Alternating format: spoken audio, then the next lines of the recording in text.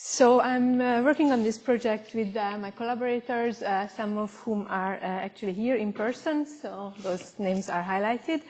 So come talk to us later if you like. And I'm going to talk about time-resolved protoplanetary disk physics in one specific bursting young stellar object. Why do we care about, why do we want to do time-resolved studies at all? Well, because young stellar objects are variable, and they are variable both photometrically and spectroscopically over various timescales and amplitudes. This graph shows an overview of the variability, typical variability amplitudes as a function of typical variability timescales for a whole range of phenomena occurring in young stellar objects. Now I'm going to focus on the blue bubbles. Those are the events that are related to variable accretion, and I'm not going to talk about these very extreme outbursts. Michael told a bit about that, and Adolfo will talk about those also on Wednesday. But let's focus on the lower left corner, these fluctuating magnetospheric accretion objects and accretion bursters. So these events which change the accretion rate by, let's say, 10% to a factor of 10, these are very frequent and very ubiquitous. It means that they happen all the time, and almost all young stellar objects show this.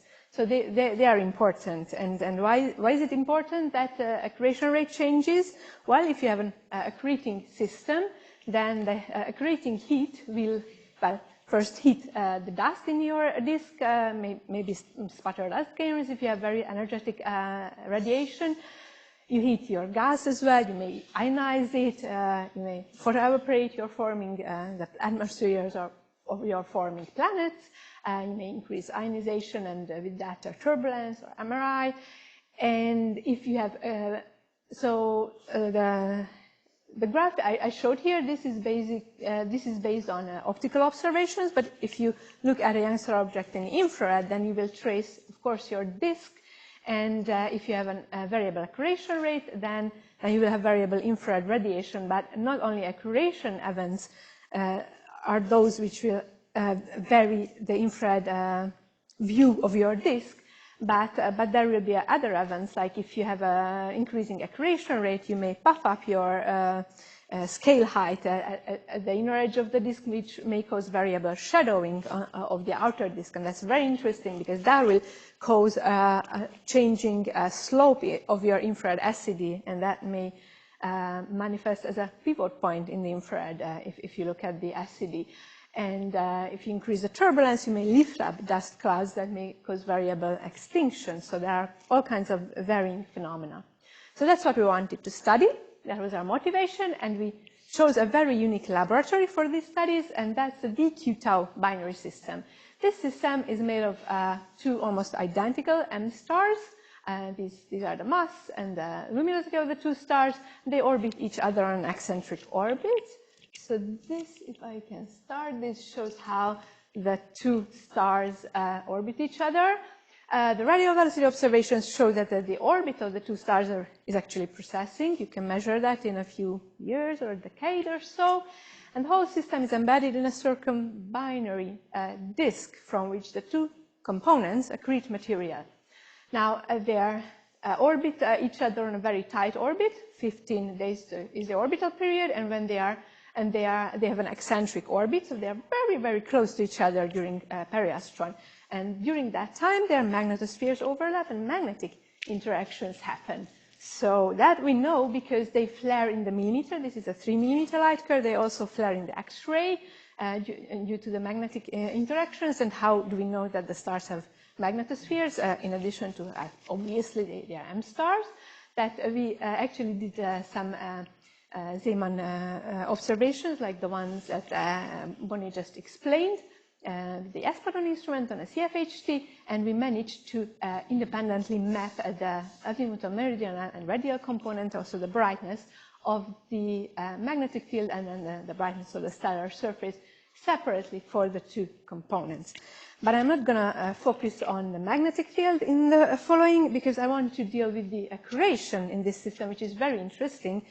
because as hydrodynamic simulations tailored specifically for DQ tau indicate that due to the eccentric orbit close to apastron, when the two stars are closer to the inner edge of the disk, they pull some material from the inner disk, which will then fall onto the two stars sometime later, typically half an orbit later, when the two stars are at periastron. So this upper graph shows the accretion rate as a function of time with the dotted and dashed line to the two components, and you can see these spikes in the accretion rate. So this is periodic, so the accretion rate varies periodically with the same period as the orbital period of the binary. And do we, so this is a numerical simulation. Do we observe this? We do. And this is an actual observation of the accretion rate. The periastrons are marked with the dashed lines here. And you can see that although the amplitude and the length of these events change from orbit to orbit, but they consistently flare up at each periastron. So that's, we actually constructed an average accretion rate and set up these 3-day-long windows for our observations. And we asked for MIRI observations, so infrared spectra with the GWST, targeting 3 consecutive periastrons when there was a highest chance of getting the object in an elevated accretion state, and also 1 epoch for the quiescent period. And we complemented these 4 MIRI spectra with optical near-infrared photometry, infrared medium resolution infrared spectroscopy, high resolution optical spectroscopy, and also some UV and X-ray and radio observations. I'm not going to talk about these 3, but I will show some preliminary results for the other observations, because these are really very new, work in progress. So these are 2 to 3 months old observations, and I'm still working on them. But let me first show you the light curves. So these are from the B band until the K band, so 0.4 to 2.5 micron. You can see the periastrons, again, marked with the dashed lines. And you can see these consistent brightenings. So the system did what it was expected to do. And these are some results from our spectroscopic monitoring. So the high-resolution optical spectra we used, specifically from the H-alpha line, we estimated accretion rates. And then from the infrared spectra, we used some infrared hydrogen lines to, again, estimate accretion rates, and also the whole spectra to fit veiling and extinction towards the source. And so this is the result of our accretion rate measurements from the 2 different instruments, spectroscopic instruments we used. And then you can see these increases in the accretion rate. And then we correlated these measurements with the light curves, because there is a good one-on-one correlation between them. And then we could translate, or we could transform each optical light curve to accretion luminosity curve, to a very well-covered and well-sampled luminosity curve. So you can see how it increased from a quiescent, let's say 0.1 solar luminosity to about 1 solar luminosity at peak. So with this, we could estimate, we could kind of interpolate the actual accretion rate during our James Webb observation. And now I'm sure everyone is curious about what the MIRI spectra look like. So these are spectra. The first one code the object in a very high accretion state, say 0.4 solar luminosity, and that is indeed the highest one. But then the rest, like the whole SED shape or continuum shape, behaves mysteriously, because then the next one, which is the lowest accretion rate, is not the lowest, at least, well, shorter wavelengths it is, but then when it is higher than, for example, the next one, which was taken during a bit elevated accretion. And then the last one, which is again almost was as bright as this one, is somewhere in the middle. So there are weird changes in the continuum shape. Then there is this very nice silicate feature here. We were curious about that. So I actually constructed curves where I subtracted the lines, atomic and molecular lines. This is just a silicate feature. This is normalized to the continuum. This is continuum subtracted. And what you see here is that the feature was strongest both in terms of absolute flux and relative to the continuum in epoch 2, when the accretion rate was the lowest. And it was faintest or weakest in epoch 3, which was somewhere in a kind of an intermediate state. So again, no one-on-one correlation with the accretion rate. We were also curious whether there are any mineralogical changes over these epochs. So for that, we did a decomposition using 15 different dust species, olivines, pyroxenes, forsterite, andesite, silica, different sizes. And then this could be very well fitted with very small residuals, less than 2%, but we didn't see any changes in the mineralogical composition at least. Let's see the gas lines, the hydrogen, atomic hydrogen lines, they at least vary as we expected based on the accretion rate changes. So there is a good correlation between the line luminosities and accretion luminosities. This is expected based on these usual scaling relationships for shorter wavelength hydrogen lines. This seems to be true also for these higher order hydrogen transitions. This good correlation breaks if we go to other molecules like CO. For here, we try to model this with very simple slab models as a first attempt. It has 3 parameters: temperature, column density, emitting area, and we could fit the fundamental CO lines in this wavelength range with a changing temperature. So it was hot first epoch, and then colder in the second epoch, and then somewhere in between the 2 last epochs, even though the accretion rate was a bit different. And then very similar trend for the water line. This is hot water, so based on short wavelength water lines, high upper level energy water lines. A very similar trend. So again, not a very good correlation with the accretion rate changes. And then that is more or less where we are in the data analysis. Now there are multiple other molecules that we detect, and of course we detect lines from colder water as well. And there seem to be hints for different behaviors, like these water lines seem to be brightest during the lowest accretion observations, or HCN seem to be faintest in epoch 4. So there are all kinds of complicated behavior. So just to conclude, because I don't have that much time anymore, changing accretion rate changes the disk's physical properties in the terrestrial planet-forming zone, especially temperature.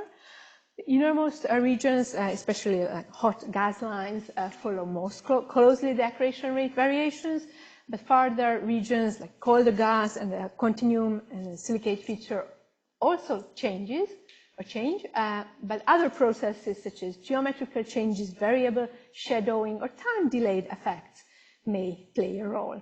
So just as a final word of caution for everyone who works with this kind of observation, if you take a spectrum, if you derive physical properties for your disk, then that will be true for that disk in that moment when that observation was taken, but it's probably not true in a few days or in a few weeks, because everything changes. So that is also, of course, means changing conditions for the planets that are forming, especially in this inner disk area. I didn't mention, but the emitting areas I get for these molecules, for example, are typically in this 0.1 to 1 AU region. So that's what we are talking about. So I will stop here and take questions if you have any.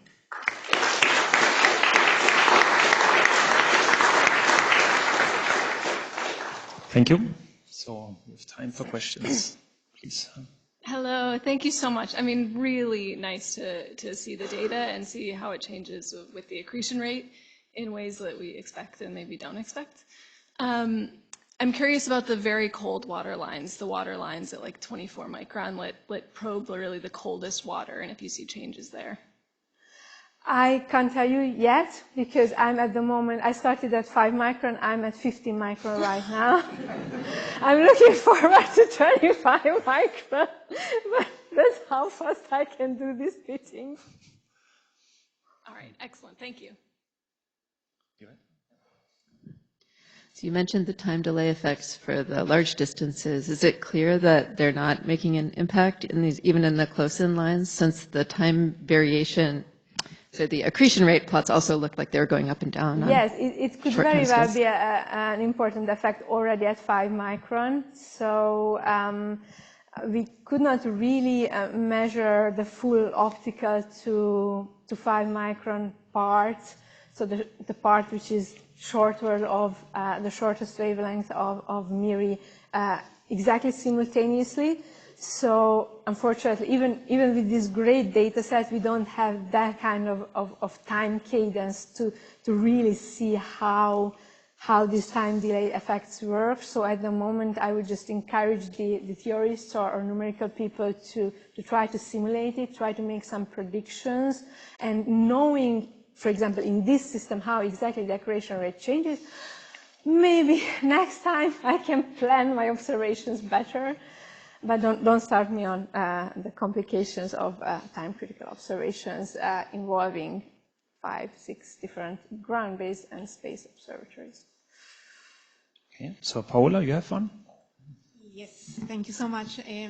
So do you have simultaneous observations with VLTI or CHARA simultaneous to your JWST data?